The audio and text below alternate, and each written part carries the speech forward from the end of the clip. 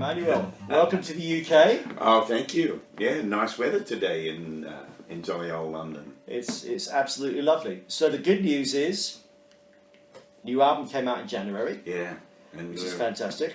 We're so excited because this is the third month, and we're still in the top 10 on the Americana chart, and we're number 4 this week on the Billboard chart. So this is the first album that I've had that's been that strong. That's fantastic. And not only that, in, I guess, less than 2 months' time, you're coming to Europe, specifically to the UK, including Scotland, if it's part of the UK, between the 11th and something like the 24th of May. Exactly. Ending up in London. In London, at Union Chapel. Have you been there? Yeah, I've played there a couple of times before. It's a great place to play. It's one of the holy grails, really, of concert venues. It has such a good feel to it and a good sound, and people are everywhere, and the sound is just divine. It's a chapel. So, can you say Hail Mary? Yeah, probably. Exactly. I would say Hail Mary. Yeah. Let's talk a little bit about the album, Accomplice One. Mm-hmm. Talk to me about the title a little bit. Well, the album came together. It was my idea of trying to work with some people that I really admired and make an album that was just really everything stripped down and everybody playing live, Nobody mailed their part in. This album had to be us working together. And so between my schedule and everybody else's schedule, I found ways of getting little windows of time with Ricky Skaggs and Jason Isbell and David Grisman came in from the other side of America specifically to come and work with me, which was really nice. Mark Knopfler had to fit me in between like film projects he was doing, and so and Mark is such a master at recording and everything, and so he made it so easy for me. I came in, he gave me the lyric sheet and he said, I think you should sing that line, and then when you take a solo, I'll take a solo, and blah blah blah. And so we ran it down, and I said, okay, let's record it. So we did it one time, and it was right. And from the time I arrived at Mark's studio to the time I left was an hour. And I left with the finish, mixed and mastered track. Isn't that incredible? Because I know you had a reputation, still have a reputation of being one-take Tommy. That's it, yeah. So Mark was up to the challenge as well. Definitely, he's one-take Mark. Yeah. And in terms of the list of collaborators, was it a bucket list or was it people that were available? It was both, yeah. I mean, Clive Carroll, who is a great English guitar player, him and I play this medley of Irish fiddle tunes kind of thing. I wanted the rest of the world to hear him, because he's so good. And I've known Clive a long time, and I just think he's one of Britain's greatest talents, And then I wanted to work with Ricky Skaggs. And I'd done a couple of shows where Jason Isbell and I were double billing.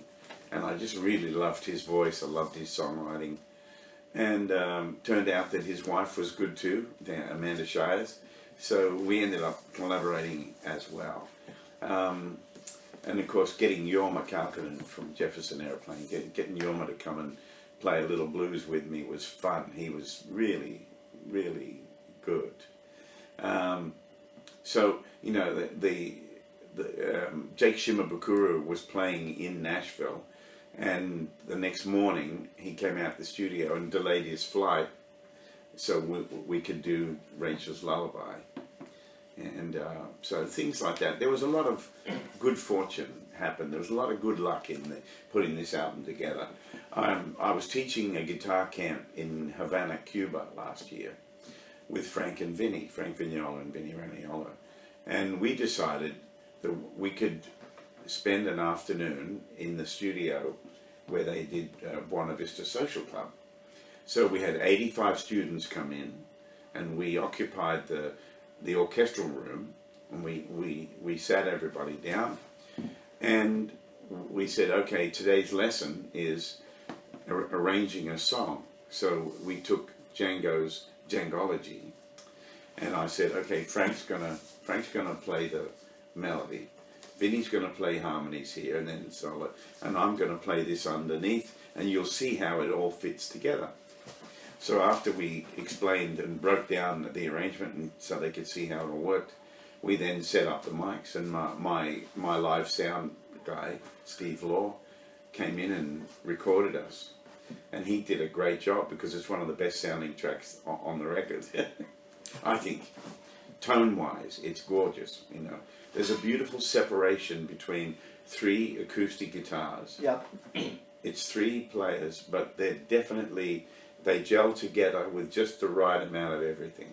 You know, and this album was it just turned out that way. Everything sounded natural, and there was nothing that I had to go in and fix. You know, everything just flowed, and that's what I was after. Yeah, I mean, it took a couple of years to assemble the whole thing. Yeah. And what I kind of loved is you went from Mark's studio in Chiswick, which is actually my local part of London, over to Cuba as well. So you must have had quite fun, just different locations. Was that more inspirational than just, let's say, doing it in one place? Well, it's also, you know, what was happening then. You know, Frank and Vinny were together. We were there, and then let's do Djangology. It's really sounding nice, and you know, all that. The tracks with the track with Jerry Douglas, the Jimi Hendrix track. Haze, yeah. That was like an afterthought. We had been working on something else, right? and I had a little time left in that studio that day, and I said to him, why don't we really annoy the bluegrass purists out there and have a go at Purple Haze as an acoustic guitar and dobro thing? And Jerry said, what a great idea, let's do it. So I played it for him, kind of how I did it, and I said, why don't we just fly it, and I'll nod at you when it's your turn. So that's what we did. I kind of set it up, and he joined in, and then I played the melody and all that, and then I just nodded to him, and he took it, you know, and then we just followed each other as if we were on stage. But we were in 2 separate booths, but we could see each other through the glass. Oh, I see. Yeah. I see that JD Simo is on there as well, who's come over the UK a couple of times with his band. He's brilliant. So how did you get to meet him? Well, he's managed by the same people who manage me. Oh, really? And I went to see JD playing at a club in Nashville, and I was just so knocked out by his singing and his playing and the power of his performance. So we became friends pretty quickly, and I was talking with him about, you know, when he used to play on Broadway and play with all those country acts and all that.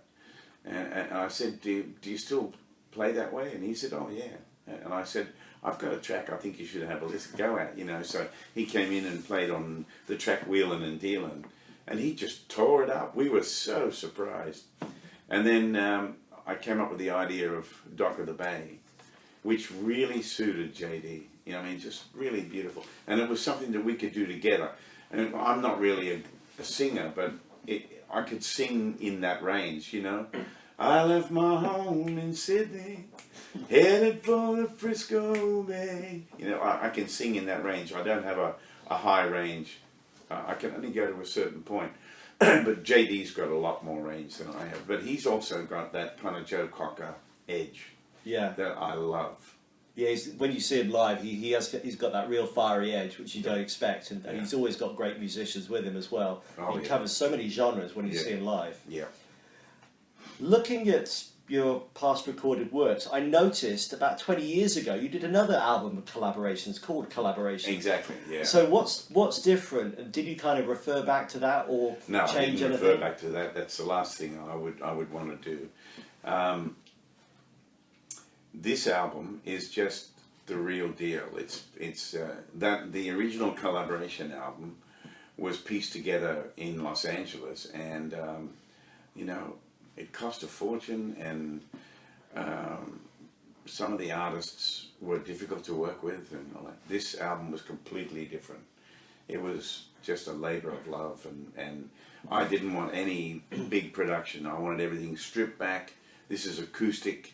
This is just guitars and mics, upright bass, real drums, you know, and because I played bass and drums on the album, and made sure that it was, you know, simple, just grooves and how I envisaged the music to be, you know. When we did Dr. Bay, I wanted it to be like a kind of half reggae kind of feel. And it came out great. I mean, JD sang his ass off on that. He really did. That's terrific. Mm. So when you come over on tour, is it just you playing a solo set? In the May tour here in Britain, yeah, it's Frank and Vinny opening, playing their guitar duo stuff. Then I play my solo stuff. Then I bring Frank out, and Frank and I play a couple of pieces. Then we bring Vinny, and now we're a trio. So will you be able to replicate some of the songs on the new album? Absolutely, yeah. I'm already doing Deep River Blues and Song and Dance Man and stuff like that. I'm already doing that in my show anyway. And Gretchen's Lullaby. And we talked about you being One Take Tommy, but there's also the one-man band. So yeah, that's right. So talk to me about how you kind of evolved the whole ability to represent a complete band. It's just, it really comes from your imagination, and you know, learning to play the guitar like Chet Atkins when I was a kid gave me the whole band. It gave me the accompaniment, the harmonies, the melodies, and all that. And then with the invention of acoustic guitar pickups and mic and all that, and when you play the bass, it really sounds like doom doom doom doom. Sounds like a bass guitar, and then you've got the doom doom from the bass drum, you know. So you got all that going on right there, and then you got the melody over the top and the little horn lines and all that sort of stuff. You just piece it all together. So I hear the whole picture when I'm playing a song where I played all the parts. I'm hearing everything at once, and I'm creating the band with the one instrument. Now, if I get this right, originally were you a drummer? I started on guitar, then I played drums, then I went back to guitar, then I played bass, then I went back to guitar. I played bass, drums, and guitar. Yeah, because what struck me is that a lot of guitarists that have evolved a really distinctive sound, a lot of them have either a real love of drumming or were originally drummers. Al Di Meola is one in particular. Yeah. He has a real percussive way of playing. Oh yeah, his right hand is unbelievable. Eddie Van Halen was a drummer as well,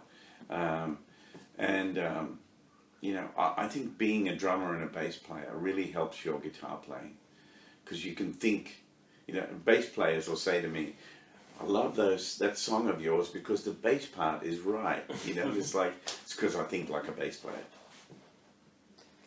And so with the way that you've innovated your sound and being creative, are you still finding an inspiration from other players and new ideas? Absolutely.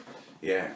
I mean, the last song I wrote, which was 2 weeks ago on a train from Paris to Cologne, I wrote a song called Fuel, and that was, it came from my imagination, but I was inspired by the music from Harry Potter films, from Star Wars, from Batman, all that sort of stuff. And so the song turned out very cinematic, and I did stuff that people wouldn't normally associate with me, which is good. I'm doing something different, and it's changing and it's growing, you know.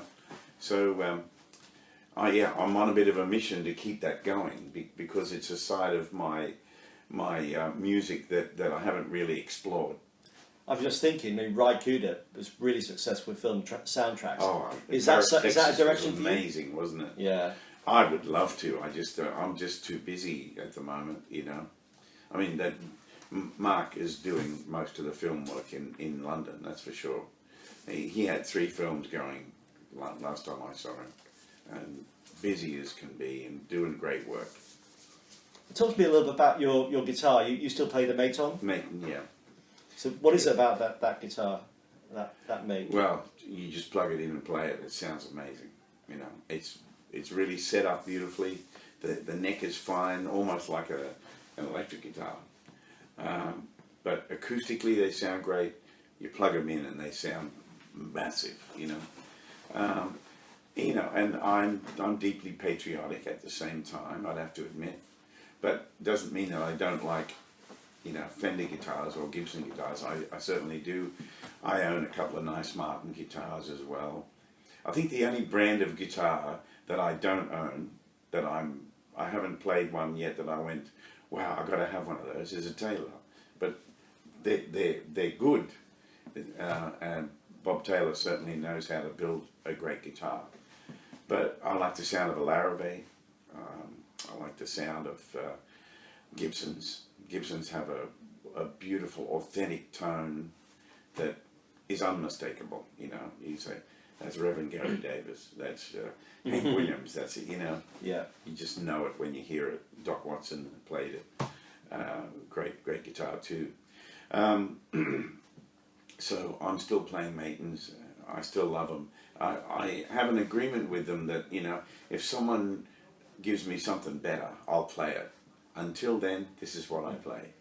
Yes, it's fascinating because I went to see Ian Moss with Cold Chisel. Yeah. He does acoustic shows, and he's played the last couple of years here. Yeah. And guess what he plays? Haze, yeah. And he also has that, uses percussive sounds as well. And I wonder where he got that from. I wonder.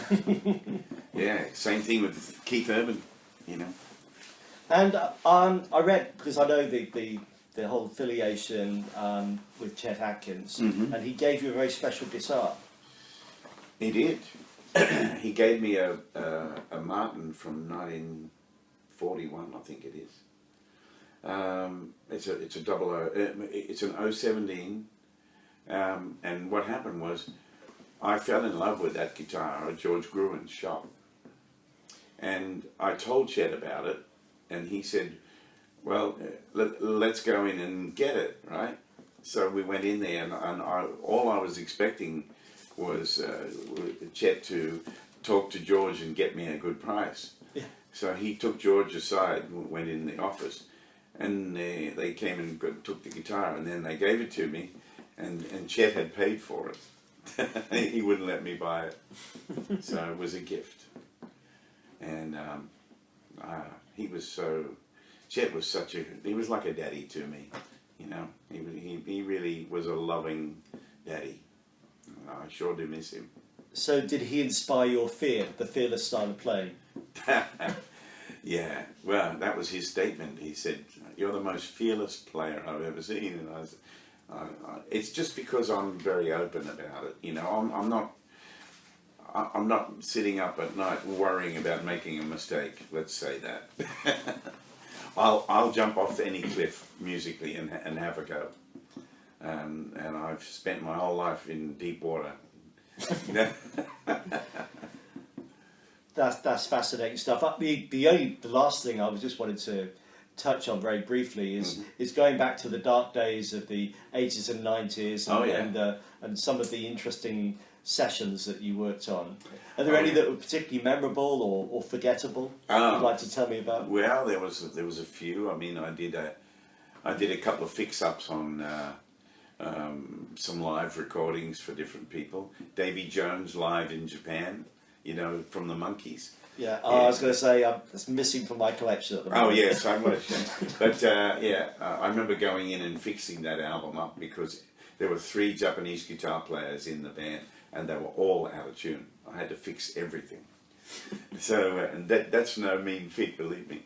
I had a great session playing Bill Conti, the guy who is a great film writer, who wrote the Rocky theme and all that. Yeah. Bill came to Australia and hired me to play on this track, and it was so beautiful. And I put the headphones on, and they put the track up, and I'm playing along with it, and the singing was so beautiful. I said, God, who is this? He said, it's Roberta Flack. Great, So I got to do that, and then a little while later, I got to play on a Diana Ross track, which was beautiful. And then here in London, I played on a Michael Jackson track, which was a song called Much Too Soon. It was the last song on their posthumous album after he died. Oh, really? Yeah, so you can hear my Maton guitar in there. It was a great honour for me. So were you doing the cascading harmonics? Exactly. I could just hear it when you mentioned it. Yeah, That'll be it. Yeah. But, you know, playing on people's records was what I did being in the early days. And some of it was like late at night and, you know, secret almost, you know, because the band, even the band didn't know. Yeah, it's just, I guess, almost posthumously, you get all these, well, he was on Air Supply, he was on John Farnham, he was on Men at Work. It's like, really? Yeah, that's right. Yeah, Air Supply was, that was a big record. It had 5 #1 songs on it, and I played guitar and bass on all of them. And they were my drums as well, because their drummer, Ralphie Cooper, who's a really great guy, his drums sounded not very good for the studio. And so I went out and got my kit and brought them in, and then the bass player was really hopeless, and so they sent him home, and I replaced all the bass parts as well. So it was fun. It's because I know what a good sound is, and you know, people should be tuned into stuff like that, you know. Well, Tom, we're really looking forward to hearing that. Before we go, there's a couple of really quick fire questions I'll ask, if that's okay. Go. So what was the first record that you bought? Guitar Boogie by Arthur Smith. Good one. And if you've got some friends around for like an evening, is there a record you put on to set the mood? To set the mood? Yeah. Carole King's Tapestry, or anything by Aretha Franklin, or The Shadows. And is there anything about Tommy that people might not know? Some hidden talent or Hidden interest? talent. Well, I enjoy mowing lawns. I enjoy outside work. I like chopping wood. I like mechanical work. I like fixing things. And let's see. I love the outdoors. You know. Me too. And greatest inspiration? My children. Yeah, I have 3 daughters, and I've written so much music for them, and they're. How old are they now? Yeah. Hey. How old are they now? Amanda will be 30 soon. Angelina is 18, and Rachel is 3. Lovely. So all that remains for me to ask you is what happens next? What once you finish this tour? Yeah, well, I've got to get writing for my next solo album, and yeah, Jerry Douglas and I are we're doing the Opry together. We're doing a tour of Italy together. So Jerry and I are going to work up the Tom and Jerry show. That's all, folks. That's all, folks. Tom, it's been an absolute pleasure. Thank you so much. We look forward to seeing you over in the UK between the 11th and the 24th of May. Indeed. I'm looking forward to it. Fabulous. Thank you so much.